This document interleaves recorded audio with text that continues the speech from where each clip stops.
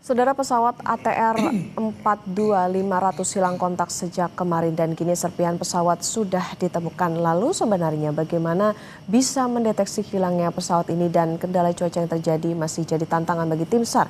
Kita akan bahas bersama dengan pengamat keamanan dan keselamatan penerbangan, Marsma TNI Purnawirawan Agung Sasongko Jati. Selamat pagi Pak Agung. Selamat pagi. Kabar sehat ya Pak ya?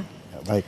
Pak Agung, ini tadi dari informasi yang sudah kami terima dari jurnalis Kompas TV di lapangan, ini sudah ditemukan serpihannya Pak. Tanggapan Anda terlebih dahulu.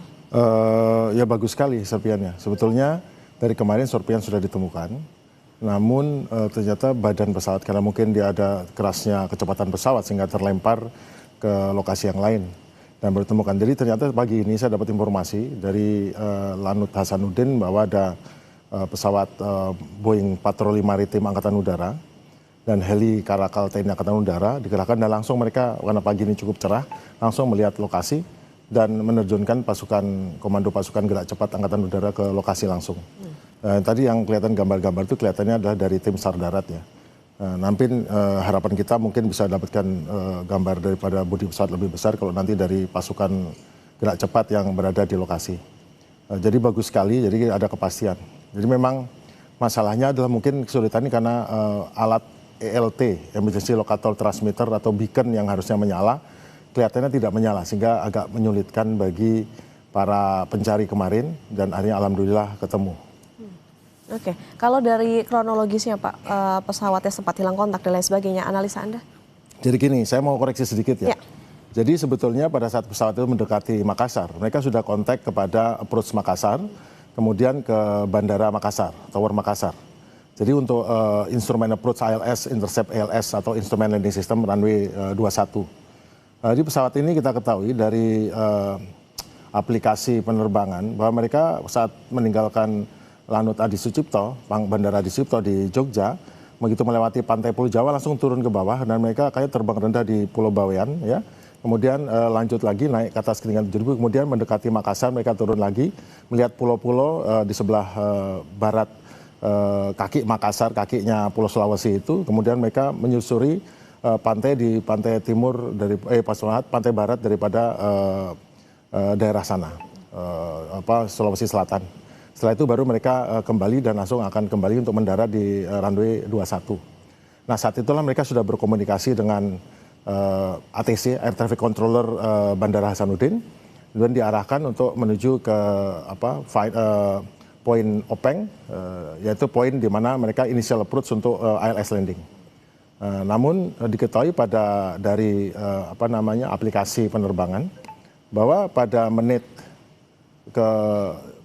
saya koreksi juga jamnya itu sebetulnya waktu Indonesia bagian tengah sudah jam 12.23. 12.22 mereka nampak di situ dan pada saat 12.23 saat terakhir berkomunikasi nampak di aplikasi tersebut bahwa mereka ketinggiannya ada 5.150 feet above ground level atau mean sea level dengan kecepatan 225 sekitar itu dan berada pada daerah northeast daripada Bandara Hasanuddin. Nah pada saat itu hilang dan memang sangat riskan pada ketinggian itu di daerah itu karena kebetulan gunung-gunung di situ ya tingginya sekitar itu juga. Oke. Nah itu yang jadi pertanyaan adalah mengapa lewat situ.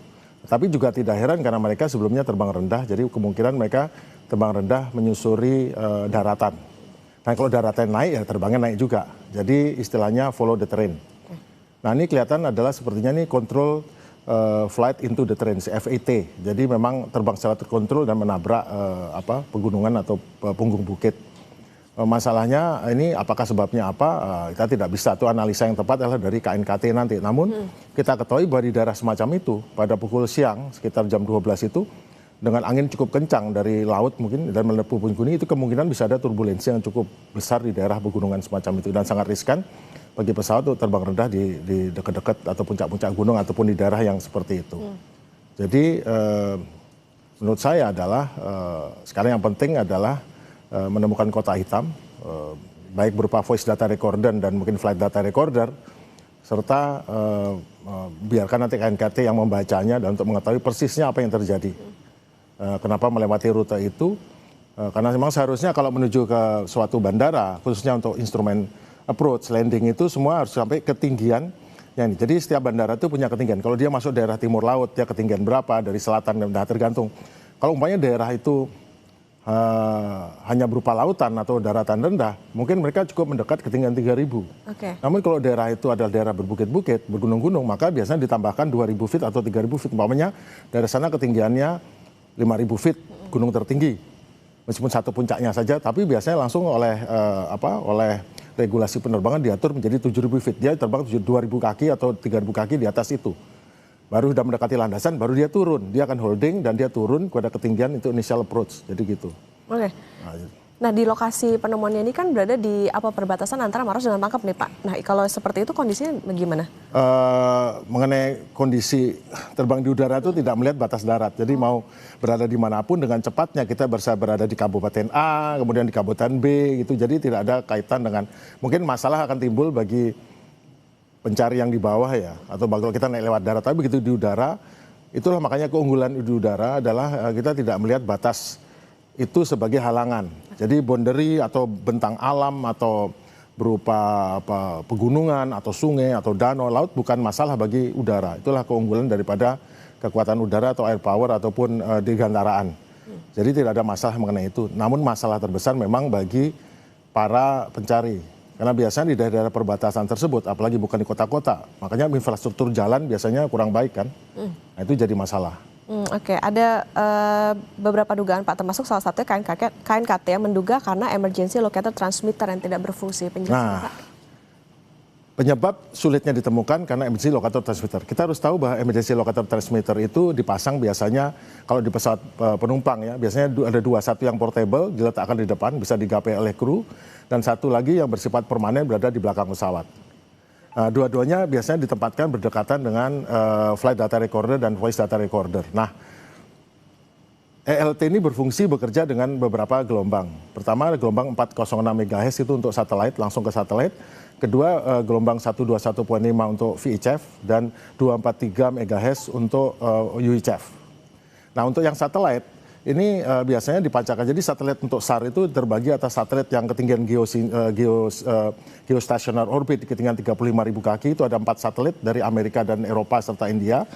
Sedangkan di tingkat bawahnya ada satelit LEO, low orbit, 7 satelit yang dimiliki oleh Rusia. Mereka bekerja bersama-sama sejak zaman Perang Dingin dulu, dari tahun 1979. Akhirnya, jadi kalau ada setiap kali ada LT menyala, maka langsung diterima oleh geostationary orbit dan dikirimkan ke LEO, dan LEO akan ngirim ke MCC. MCC itu adalah ada dari 30 negara, ada 47 MCC di dunia ini yang dan termasuk di Indonesia terletak di Cengkareng. Langsung akan memonitor, menentukan posisi lokasi kecelakaan dan akan menyampaikan kepada tim SAR darat atau tim SAR udara, sehingga tahu koordinatnya, posisinya. Masalahnya adalah ada 3 kemungkinan LT tidak menyala. Satu, dia rusak karena hantaman. Kedua, karena antenanya lepas. Dan ketiga, karena memang masuk ke dalam tempat yang tertutup oleh jurang atau tertutup oleh dinding bukit. Namun tentu tidak ada alasan untuk satelit, pasti ketangkep. Dan juga kadang-kadang kalau nyemplung ke air, maka dia ada pinger. Pinger itu ada semacam bip yang menyala underwater sehingga bisa terdengar. Dia bisa menyala untuk yang satelit selama 24 jam. Untuk yang frekuensi 121.5 dan 243 MHz itu bersama 48 sampai 50 jam.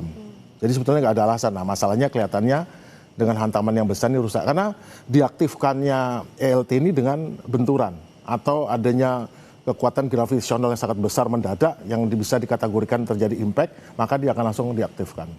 Oke. Nah, Pak Agung, kalau dilihat mungkin dari analisa sementara begitu ya, kalau dilihat dari bagaimana penemuan lokasinya, kemudian juga puing-puingnya maupun juga dilihat dari kronologisnya, ini bisa dikatakan apakah karena memang faktor cuaca atau ada penyebab lainnya, Pak? Pilot, gini, jadi penerbang pada saat terbang rendah itu terbang dalam situasi VFR. Visual flight rule, terbang dengan melihat. Dia betul ngelihat instrumen di dalam, tapi dia ngelihat keluar. Wah, saya terbang ke sini. Apalagi terbang kemungkinan rendah. Atau tidak gitu. Kalau terbang rendah, wah saya terbang di sela-sela bukit, saya terbang di atas sungai, saya terbang melewati celah ini, celah itu. Nah, itu adalah VFR. Namun kalau saat dia menuju untuk landing melalui ILS, namanya juga instrument landing system. Berarti harus terbang instrumen. Nah, terbang instrumen adalah terbang dan tidak melihat luar. Dia melihat ke instrumen saja. Namun persyaratan terbang instrumen, dia harus pada ketinggian titik lokasi yang tepat. Dia boleh berada di atas gunung, tapi kalau ketinggian instrumennya 7.000, dia harus 7.000. Tapi kalau kita terbang visual tanpa menggunakan instrumen, ya kita nggak apa-apa. Terbang lewat celah-celah bukit, di atas ini nggak ada masalah. Karena nanti kita akan membawa diri kita secara visual menuju ke initial point untuk landing. Nah, sekarang ada unik nih. Dia kondisi terbang visual, kemudian mendarat menuju terbang instrumen. Nah, jadi sebetulnya harus visual dan kelihatannya ini mestinya cuaca. Karena sebetulnya cuaca di pangkalan udara atau di Bandara Hasanuddin sangat cerah dengan 8 km visibility. Namun catatannya ada sedikit awan di perbukitan, daerah perbukitan. Dan itu kelihatan dari bandara kelihatan.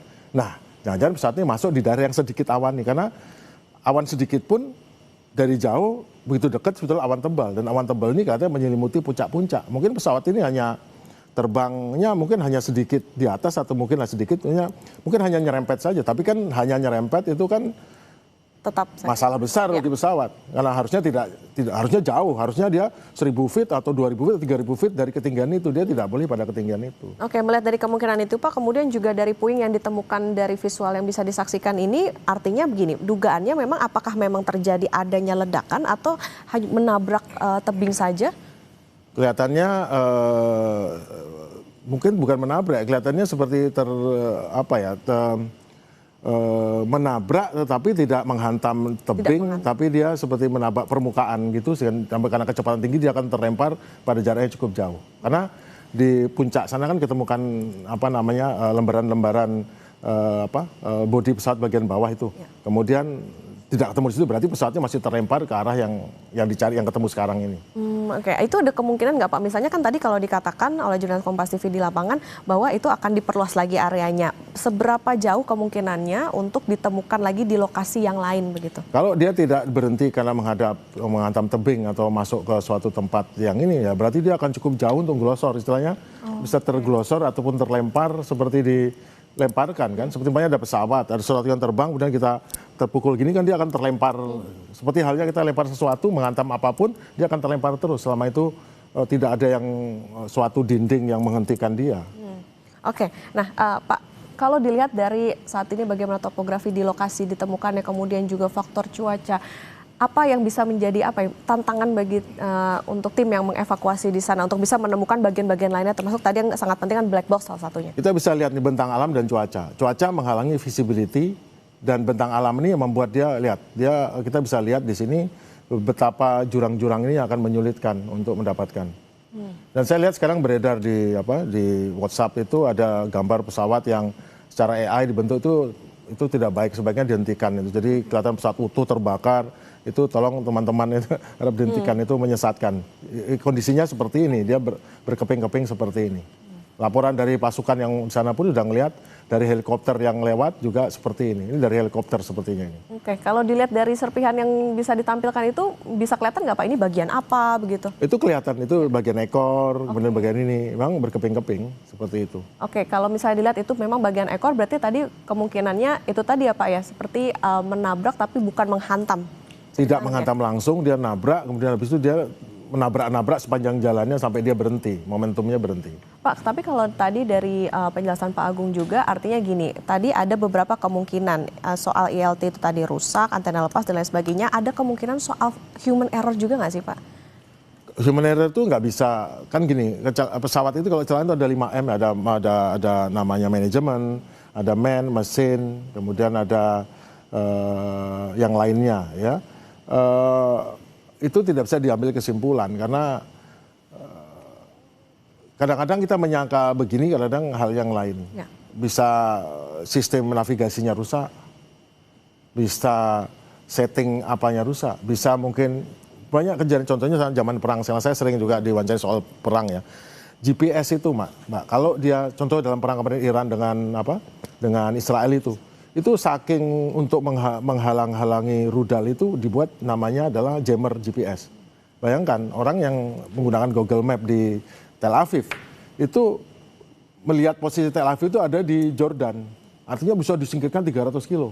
Nah, jadi kita tidak bisa mengambil kesimpulan ini human error ataupun apa error karena banyak hal yang nanti akan menjadi bukti bacaan KNKT. Memang tidak pantasnya kita menilai sesuatu dari ini. Karena banyak hal yang bisa membuat pesawat ini pada ketinggian yang salah, pada posisi yang salah, pada ketinggian yang salah dan semuanya itu. Oke, termasuk juga tadi beberapa dugaan, ini tentu kita menunggu bagaimana hasil pendalaman dari KNKT. Pak Agung, nanti kita lanjutkan kembali soal bagaimana penemuan serpihan pesawat ATR 42500 ini, dan saudara tetap bersama kami di Breaking News Kompas TV.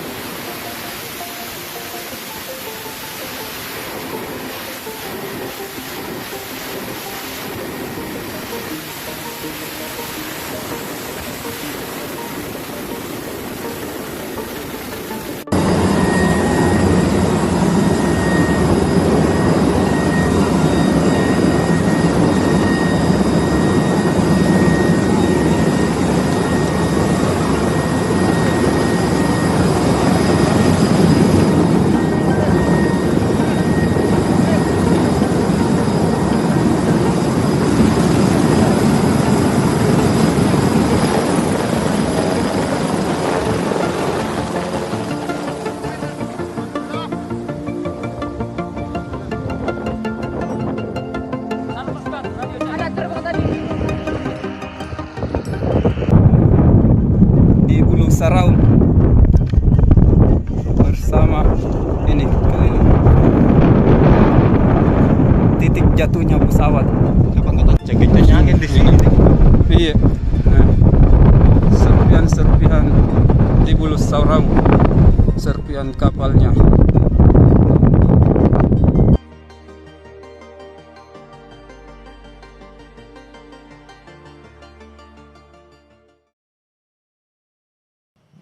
Dan saudara, untuk mengetahui lebih lengkapnya mengenai proses penemuan dan juga rencana evakuasi serpihan pesawat ATR 42500, kami akan berbincang dengan Kepala Kantor Pencarian dan Pertolongan Kelas A Makassar selaku SAR Commission Koordinator SMC Muhammad Arif Anwar. Selamat siang Pak Arif. Informasi yang kami dapatkan terbaru tadi memang telah ditemukan beberapa serpihan dari pesawat ATR 42500 begitu Pak ya. Sebelumnya apakah bisa diceritakan bagaimana dengan kronologis awal dari ditemukannya serpihan pesawat tadi pagi, Pak? Baik, terima kasih pemirsa Kompas TV. Kami sampaikan update terkini terkait dengan penemuan serpihan pesawat ATR 400, di mana pada pukul 08:02 tadi pagi, tim Seru Udara melalui heli Karakal milik TNI AU menemukan serpihan besar. Dan pada pukul 8, serpihan besar itu berupa temuan jendela pesawat di koordinat 4 derajat 55 menit 46 detik south dan di 119 derajat 44 menit 51 detik east. Terus serpihan besar yang kedua yaitu ekor pesawat. Ekor pesawat ini kurang lebih 200 meter dari eh, jendela pesawat. Itu di koordinat 4 derajat 55 menit 48 detik south, 119 derajat 44 menit 52 detik east. Dan badan pesawat sendiri itu di sebelah bukit, kurang lebih 300 meter dari LKK. Itu kami di koordinat 4 derajat 55 menit 49,25 detik south dan 119 derajat 44 menit 53,41 detik east. Jadi serpian-serpian ini tidak satu tempat. Jadi dia berpencar seperti itu, Mas. Yang ditemukan oleh heli Karakal milik TNI AU. Dan saat ini tim rescue dari Basarnas dan Pasgat pada pukul 8:09 tadi pagi sudah diturunkan ke lokasi kejadian. Dan saat ini pula update terakhir kami dengan OSC di lapangan, tim SAR darat juga sudah mencapai lokasi kejadian. Jadi sementara sekarang dalam penyisiran untuk mengevakuasi korban, seperti itu. Pak, yang juga ditunggu informasinya terutama oleh keluarga penumpang dan juga kru pesawat begitu Pak ya. Apakah ada informasi hingga siang hari ini terkait dengan temuan para penumpang dan juga kru pesawat? Sampai saat ini terkonfirmasi dengan OSC di lapangan atau tim SAR gabungan yang ada di lapangan belum menemukan korban ya. Masih dalam melaksanakan pencarian di radius 1 kilometer di sekitar temuan puing-puing pesawat tadi. Nanti akan kami update, mudah-mudahan sampai sore nanti ada yang kami temukan korbannya, seperti itu. Pak Muhammad Arif, bisa digambarkan Pak bagaimana sebenarnya medan di sana? Kesulitan dan juga kendala apa yang dihadapi oleh tim gabungan untuk menjangkau ke lokasi? Baik, medan di sana sangat ekstrem, di mana di puncak Gunung Bulu Saraung itu adalah kita mengetahui Bulu Saraung ini adalah gunung kars, Baik. bukan gunung tanah, tapi dia gunung karang, seperti itu. Jadi medannya menuju puncak yang lewat tim SAR gabungan yang ada di darat itu sangat sulit. Bisa menempuh perjalanan kurang lebih 5 sampai 6 jam dari lereng sampai ke puncak. Seperti itu, Mas. Jadi yang kedua yang sangat mendukung sekali itu adalah faktor cuaca. Faktor cuaca tadi pagi cuaca di sana bagus sesuai dengan prediksi dari BMKG, hasil briefing kami kemarin sore, dan memang itu nyata bahwa cuaca dari jam 5 subuh sampai jam 8 pagi itu cerah. Makanya kami tadi eh, memberangkatkan heli Karakal untuk melaksanakan pencarian itu di jam 7:02 pagi tadi. Dan alhamdulillah bisa membuahkan hasil, bisa melihat obstacle-obstacle dan serpian-serpian pesawat yang dinyatakan hilang tersebut. Informasi juga beberapa bagian besar pesawat begitu ya. Di Betul, itu yang saya sampaikan tadi. Bagian besarnya itu ada ekor, ada jendela, dan badan. Seperti itu, Mas. Baik, bagian besar pesawat lainnya diprediksi begitu Pak ya berada di bagian lereng gunung ini Pak.